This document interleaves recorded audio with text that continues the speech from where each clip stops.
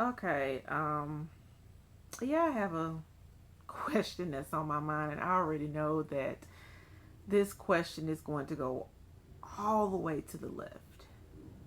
So, like, lately, I've been having discussions with people, especially when it comes to, this rape culture and how, men think that a woman's body is their property, their concern. And especially when it comes to like rape, molestation, all of that. So I just have to ask, has anyone ever had a close family member to try to make a pass at them? Like I said, I already know that this question is going to go all the way to the left.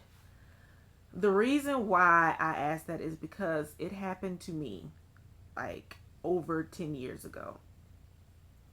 Um, I have this cousin, and he's on my grandfather's side of the family, and he's a first cousin. And this particular cousin, like he's married now, but he and his wife were together for many years, and his wife was like really, really crazy.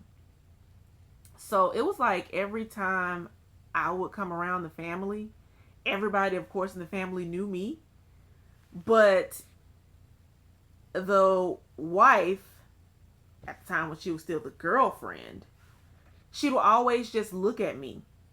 And when she would look at me, she would just stare at me like this. And then she would come closer and she would look, and then she'll be like, "Oh, you're the girl. Oh, you're the cousin." And then she'll walk off, and I'm looking like, the hell was that? That's strange. So, this one particular day, we were going out of town to Indiana to see some other family members. And she came over to talk to another cousin. But while she was talking to that cousin, she just kept looking at me with that same look. And then she put her head inside of the window, and then she was like, "Oh, you're the cousin. You look so different." And then afterwards, she walked off. And so my cousin turned to me and she was like, "Yeah, she thought you were just some random chick that wanted her man." And I'm like, "But her man is my cousin." And she was like, "I know, but you already know how crazy she is." So we go out of town, come back. And this was on a Sunday. I still remember this to this day, even though it was like over 10 years ago. Um, I'm at church and I see my cousin at church. And so after church is over, I go to him and I speak to him. And he was there by himself. And I'm like, "Where's your girlfriend? Usually she's everywhere with you." And all of a sudden, this dude says to me, "Yeah, I broke up with her. I told her that I had to cut her loose because I was saving room for you." And I'm like, "Excuse me?" And then he says, "Girl, you know I want you. You know I always wanted you." And I'm like, "Bruh, we're cousins. We're first cousins. Your dad is my uncle. Okay? You call my mom auntie. What the hell?"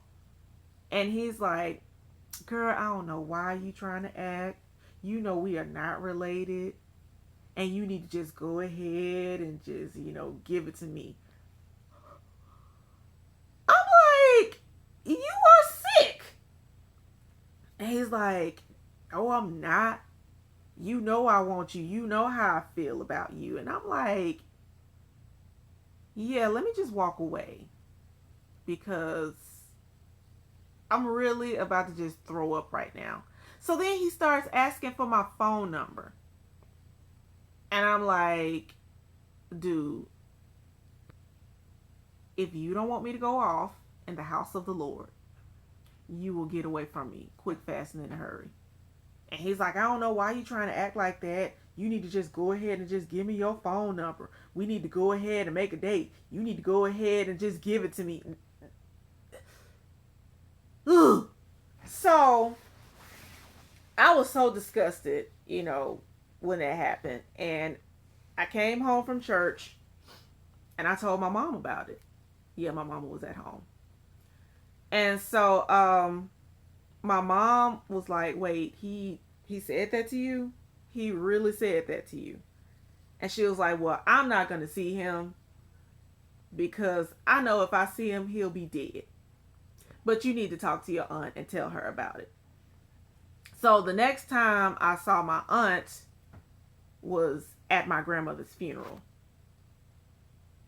And she came, of course, and gave her respects and, of course, was consoling all of us.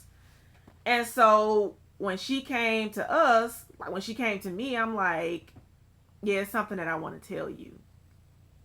But I don't know if I should, say anything. I feel that this is not the right time and place to say it. And she's like, come over here. Come on over here. So she pulls me to the side and she's like, whatever you need to tell me, just tell me. You already know you can come and talk to me about anything. And I'm like, yeah, I already know that, but, I just feel that what I'm about to tell you is just not the time or the place. And she's like, tell me. Just go ahead and just get it out. So when I tell her, she's like, hold up. He did what? And so I tell her again, and she's like, yeah, I'm going to kill him. I am going to kill him. I am going to kill him. And she was like, I told your uncle that he was crazy. That boy has lost his mind.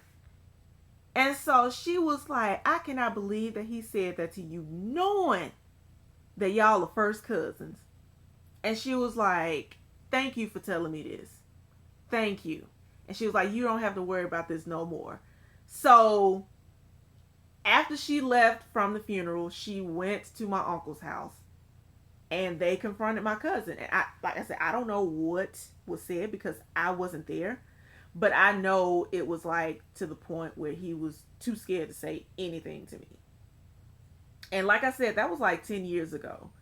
But every time I see him, like, I can't even really talk to him. I can't even speak to him. Because all I can think about is what he said to me.